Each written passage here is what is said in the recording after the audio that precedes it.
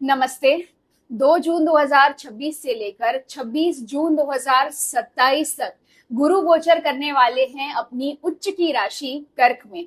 वैसे तो गुरु का गोचर हर राशि में 1 साल का होता है, लेकिन क्योंकि फिलहाल गुरु अतिचारी चल रहे हैं, इसीलिए 31 अक्टूबर 2026 को गुरु सिंह राशि में प्रवेश करेंगे। इसके बाद 31 दिसंबर 2026 को गुरु सिंह राशि में ही वक्री हो जाएंगे और फिर वक्री अवस्था में ही फिर से 25 जनवरी 2027 को कर्क राशि में प्रवेश करेंगे और फिर 13 अप्रैल 2027 को फाइनली गुरु मार्गी हो जाएंगे, जिसके बाद 26 जून 2027 तक वो अपना गोचर कर्क राशि में कंटिन्यू करेंगे। यानी ये गोचर सीधा तो बिल्कुल नहीं होगा, टेढ़ा मेढ़ा होगा, रोलर कोस्टर की तरह होगा। अब क्योंकि गुरु अतिचारी चल रहे हैं तो इसके पहले वो साल 2025 में भी कर्क राशि में गोचर कर चुके हैं। यानी इस गोचर के प्रभाव का एक छोटा सा ट्रेलर हमें उस समय ऑलरेडी मिल चुका था। 18 अक्टूबर 2025 से लेकर 5 दिसंबर 2025 तक गुरु कर्क राशि में ही गोचर कर रहे थे। अब क्योंकि हर एक राशि में गुरु 1 वर्ष तक गोचर करते हैं, तो कर्क राशि में उनकी उच्च की राशि में वो 12 वर्षों के बाद आए हैं। गुरु ब्रह्मांड के सबसे बड़े ग्रह हैं, जीव कारक ग्रह हैं, एक्सपेंशन यानी बढ़ोतरी को दर्शाते हैं, प्रोस्पेरिटी यानी समृद्धि के कारक होते हैं, साथ ही संतान, विवाह और ज्ञान के भी कारक होते हैं। गुरु ये एक संस्कृत शब्द है जहां गु का अर्थ होता है अंधकार और रु का अर्थ होता है मिटाना, यानी वो व्यक्ति जो अंधकार को मिटाता है। अब ये अंधकार कोई अंधेरा नहीं होता है, ये अंधकार आपकी अज्ञानता का अंधकार होता है। गुरु यानी मार्गदर्शक, वो व्यक्ति जो आपके जीवन में ज्ञान का प्रकाश लेकर के आता है। यानी गुरु के इस गोचर से कई सारे लोगों को ज्ञान की प्राप्ति अवश्य होगी, चाहे वो किसी भी क्षेत्र में हो। सबसे बढ़िया बात पता है क्या है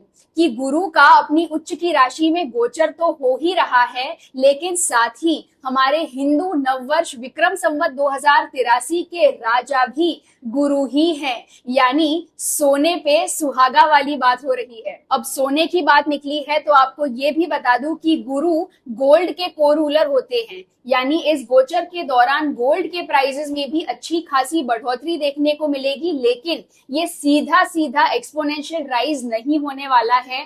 जैसा मैंने आपको कहा कि ये गोचर रोलर कोस्टर की तरह होगा, तो प्राइसेस में आपको राइज और डिक्लाइन दोनों देखने को मिलेंगे। अब आप पूछेंगे कि क्या फिर गोल्ड में इन्वेस्ट कर लेना चाहिए। देखिए, ये मैं नहीं बता सकती हूँ, क्योंकि गोल्ड में इन्वेस्ट करना हर एक व्यक्ति के फाइनेंशियल कैपेसिटी पर आधार रखता है। आप कितना इन्वेस्ट कर सकते हैं, कितने रिटर्न्स के लिए आप लॉन्ग टर्म वेट कर सकते हैं, इन सभी बातों पर आपका इन्वेस्टमेंट आधारित होता है। लेकिन हाँ, मैं आपको पिछले 2 सालों से कह रही हूँ कि अगर आपको अपॉर्चुनिटी मिलती है तो गोल्ड में इन्वेस्ट कर लीजिएगा। गोल्ड एक ऐसा एसेट है जो आपको लॉन्ग टर्म हमेशा ही बेनिफिट देगा ही देगा, और स्पेशली आने वाले 1 से 2 सालों में गोल्ड आपको बहुत ज्यादा अच्छे रिटर्न्स देगा। मैंने आपको 2 साल पहले कहा था कि गोल्ड आम आदमी के लिए खरीदना मुश्किल ही नहीं नामुमकिन हो जाएगा, और आप ये देख रहे हैं कि फिलहाल गोल्ड में क्या हो रहा है। गुरु धर्म के कारक होते हैं, यानी इस पूरे गोचर के दौरान धर्म एक बहुत बड़ा टॉपिक बना रहेगा सभी के जीवन में। यानी बात किसी भी टॉपिक पर चल रही हो,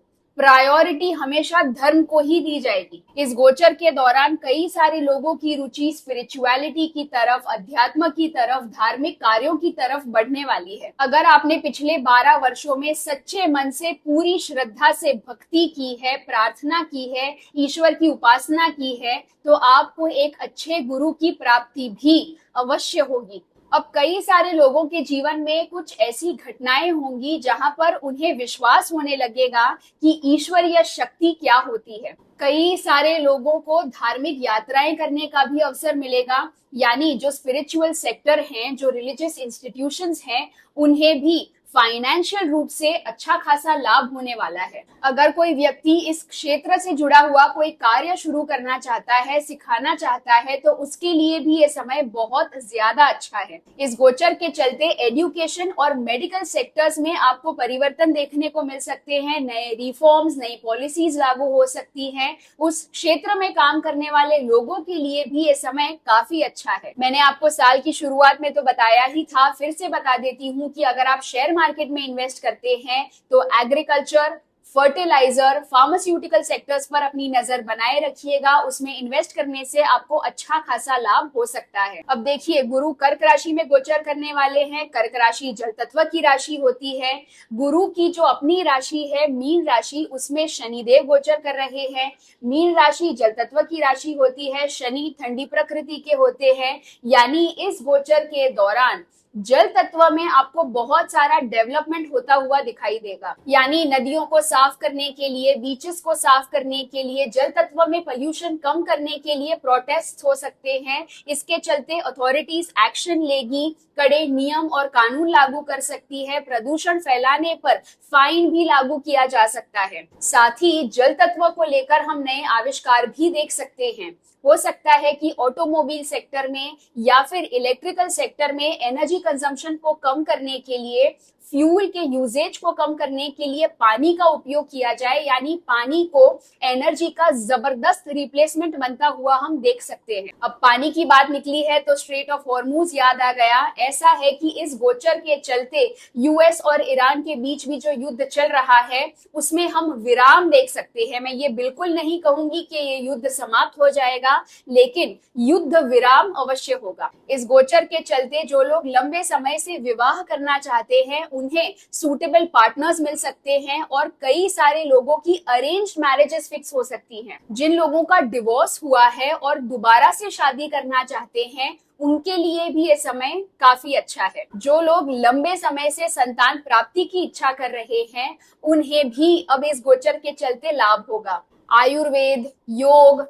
नेचुरोपैथी, जितना हमारे पूर्वजों का ज्ञान था वो अब वापसी करेगा। कई सारे लोग नई लैंग्वेजेस सीखेंगे, खास तौर से संस्कृत को अच्छा खासा बढ़ावा मिलेगा। हो सकता है कि स्कूल्स में, एजुकेशनल इंस्टीट्यूट्स में संस्कृत भाषा सीखने को कंपलसरी किया जाए। इस गोचर के दौरान लोगों के साथ मोटा मोटी अच्छा ही होने वाला है, लाभ ही मिलने वाला है, लेकिन आपको मिठाई खाने पर, अपने स्वीट्स के कंजम्पशन पर रोक लगानी होगी, वरना आपको डायबिटीज की समस्या हो सकती है, मोटापे की समस्या भी हो सकती है। अगर आपको हेल्थ से जुड़ी हुई कोई समस्या है तो अपनी पेट की सेहत पर अवश्य ध्यान दीजिएगा, क्योंकि आपके शरीर में जो भी समस्या होगी उसकी जड़ आपके पेट में होगी। इसीलिए अपने नाभि में 1 या 2 बूंद घी के डाल करके हर रोज अवश्य मसाज करिएगा, उससे आपको बहुत ज्यादा लाभ होगा। इस पूरे गोचर के दौरान हर रोज मंदिर जाइएगा या फिर अपने घर के मंदिर में बैठ करके गणेश चालीसा का पाठ करना है